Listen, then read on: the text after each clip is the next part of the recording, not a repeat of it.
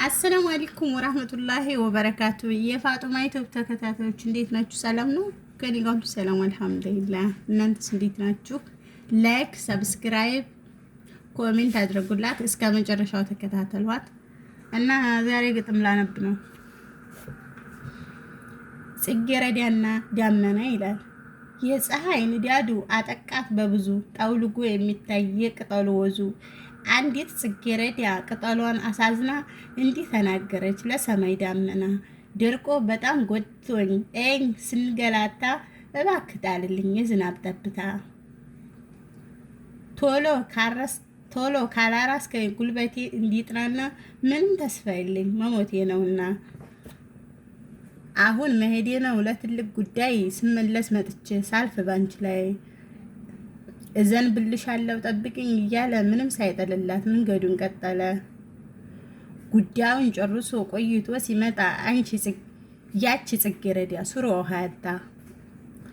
እንደዚህ አሳዝና ጨንቋን እያዋየችው ፀሐዩ አንድዷት አድርቆ ቆየችው። አድርቆ ቆየችው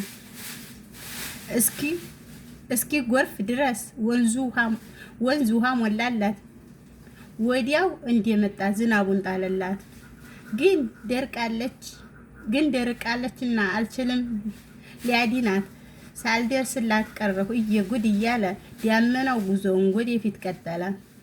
ሰውም እንዲሁ ነው ጭንቁን እያዋየው በችግሩ ብዛት እየተሰቃየ ብዙ ጊዜ ኑሮ ቆይቶ ሲጉላላ የሚረዳው አጥቶ ከሞተ በኋላ ዘመድ ወዳጆቹ እንባ እያፈሰሱ 7 ቢያወጡለት 40 ቢደግሱ ይህ ሁሉ ከንቱ ነው አይጠቅሙም ለርሱ። እውነት ከወደዱ ሲቸገር ሲጎዳ በህይወት እያለ ነው ሰው ዘመዱን መርጥ ሰው ወዳጁን ይርዳ ማለሻፊቱን ተባተበ እና ሰው መጥቀም ያለብን ሳይጎዳ ሳይታመም ከታመመ በኋላ ከሞተ በኋላ ብናለቅስ ለሱም ጥቅም የለው ለኛም ጥቅም የለው ማለት ነው። መዋደድ፣ መከባበር፣ መፈቃቀር ሰው በህይወት እያለ ነው። ከሞተ ግን ፋይዳ የለውም እና መዋደድ ነው ለዘመድም ለጓደኛም ለወዳጅም ለሁሉም።